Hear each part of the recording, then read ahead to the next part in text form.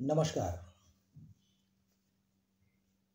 विद्यार्थी मित्र, शिक्षक बंधू भगिनी आणि सर्व पालकांचं माय होमवर्क या यूट्यूब चॅनलमध्ये हार्दिक स्वागत। संधी जेव्हा येते तेव्हा ती लहान असते, जेव्हा ती निघून जाते तेव्हा ती महान असते। आयुष्यामध्ये वेगवेगळ्या संधी आपल्याला मिळत असतात। बऱ्याच जणांना त्या संधीचा फायदा घेता येतो आणि बऱ्याच जणांपर्यंत त्या संधी पोहोचतही नाही। काही माहितीच्या अभावामुळे आणि काही आपल्या आळशीपणामुळे अशा सुवर्ण संधी आपल्या हातातून निघून जातात। ग्रामीण भागातील खास करून सरकारी शाळेमध्ये शिकणाऱ्या विद्यार्थ्यांसाठी शासनाची एक शिष्यवृत्ती योजना आहे। राष्ट्रीय आर्थिक दुर्बल घटक विद्यार्थ्यांसाठी ही योजना आहे आणि यासाठी एक परीक्षा घेतल्या जाते ज्याचं नाव आहे NMMS national means cum merit scholarship. ही शिष्यवृत्तीची परीक्षा इयत्ता 8वीच्या अखेर आर्थिक दुर्बल घटकातील प्रज्ञावान विद्यार्थ्यांचा शोध घेऊन बुद्धिमान विद्यार्थ्यांना सर्वोत्तम शिक्षण मिळण्याच्या दृष्टीने त्यांना आर्थिक सहाय्यता करणे हा या योजनेचा उद्देश आहे। मग ही परीक्षा कोण देऊ शकतं?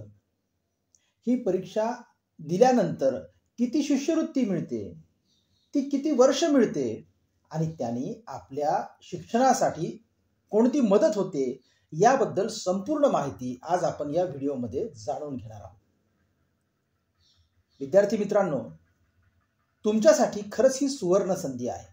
आज इयत्ता 8वी मध्ये जे विद्यार्थी शिकत आहेत त्या इयत्ता 8वीतील विद्यार्थ्यांसाठी असणाऱ्या या सुवर्ण संधीचा त्या सगळ्यांनी लाभ घ्यावा। आदरणीय शिक्षक वृंदांनी आपल्या विद्यार्थ्यांना या परीक्षेची माहिती द्यावी। आदरणीय पालकांनी या परीक्षेला आपल्या विद्यार्थ्यांना बसवावं आणि तुमचे बसलेले सगळे विद्यार्थी निश्चितच या परीक्षेमध्ये उत्तीर्ण होतील ही खात्री मला आहे। आपल्या या माय होमवर्क यूट्यूब चॅनलवर NMMS परीक्षेच्या संदर्भाने असलेल्या सर्व विषयांचे व्हिडिओज तुम्हाला सातत्याने बघायला मिळणार आहेत। आज या परीक्षेची माहिती तुमच्या समोर ठेवतो आहे।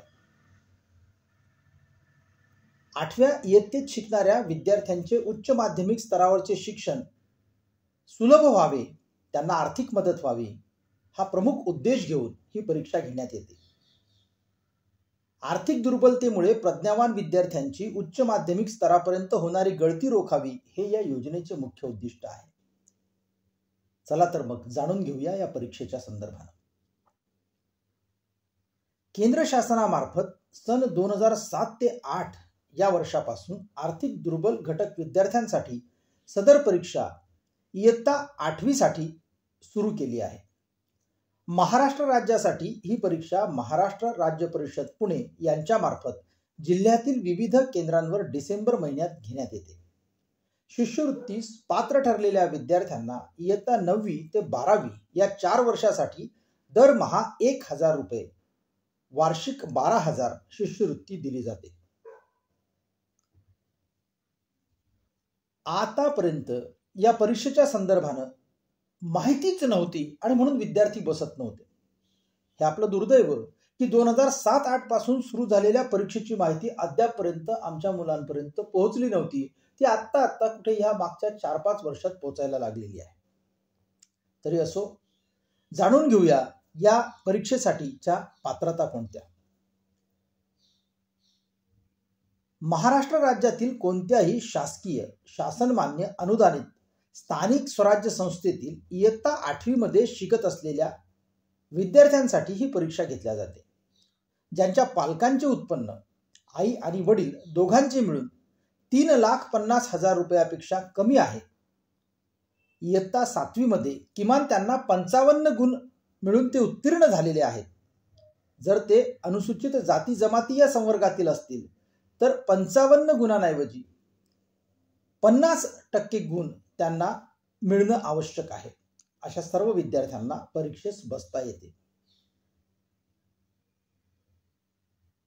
यात कुठले विद्यार्थी अपात्र असतात, तर जे विना अनुदानित शाळेत शिकणारे विद्यार्थी आहेत, जे केंद्रीय विद्यालयात शिकणारे विद्यार्थी आहेत, जवाहर नवोदय विद्यालयात शिकणारे विद्यार्थी आहेत, शासकीय वसतिगृहाच्या सवलती त्याच्यामध्ये भोजनाची व्यवस्था असते ते लाभ घेणारे विद्यार्थी आहेत, सैनिकी शाळांमध्ये विद्यार्थी जे शिकतात ते विद्यार्थी, या विद्यार्थ्यांना या परीक्षेला बसता येत नाही. मग परीक्षेचं स्वरूप कसं असते, तर या परीक्षेमध्ये 2 पेपर होतात. पहिला पेपर बौद्धिक क्षमता चाचणी, त्याला मॅट असं म्हटलं जातं. ही मानसशास्त्रीय चाचणी असून यामध्ये कार्यकारण भाव, विश्लेषण, संकलन इत्यादी संकल्पनांवर आधारित 90 बहुपर्यायी वस्तुनिष्ठ प्रश्न विचारले जातात. दुसरा पेपर असतो शालेय क्षमता चाचणी, सॅट. ही सामान्यतः इयत्ता 7वी व 8वीच्या अभ्यासक्रमावर आधारित असते. त्यामध्ये सामान्य विज्ञान याला 35 गुण, समाजशास्त्र ज्यामध्ये इतिहासाला 15 गुण, भूगोलाला 15 गुण आणि नागरिक शास्त्राला 5 गुण, म्हणजेच एकूण 35 गुण. आणि तिसरा विषय गणित ज्याला 20 गुण. असे या 3 विषयांचे मिळून 90 गुणांचे 90 प्रश्न सोडवायचे असतात. सदर परीक्षेसाठी दोन्ही विषयात मिळून विद्यार्थ्यांना पात्रता म्हणून 40 गुण मिळणे आवश्यक असते.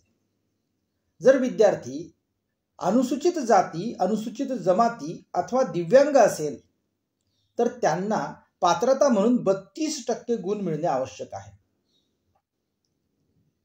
विद्यार्थी मित्रांनो, एक चांगली सुवर्ण संधी तुमच्यासाठी चालून आलेली आहे. म्हणून यावर्षी इयत्ता 8वी मध्ये जे विद्यार्थी शिकतात त्यांनी इयत्ता 9वी पासून 12वी पर्यंत पुढील 4 वर्षासाठी दरमहा मिळणारी 1000 रुपयाची ही शिष्यवृत्ती मिळवण्यासाठी शर्थीचे प्रयत्न केले पाहिजेत. आदरणीय शिक्षकवृंद, आदरणीय पालक या विद्यार्थ्यांचा उत्साह वाढवतील, त्यांना या परीक्षेला बसवतील आणि त्यांना पात्र करतील अशी एक रास्त अपेक्षा या ठिकाणी ठेवतो. परीक्षेसंदर्भात आपल्याच चॅनलवर येणाऱ्या काळात सर्व विषयाचे सर्व व्हिडिओ येणार आहेत, ते आवर्जून बघा.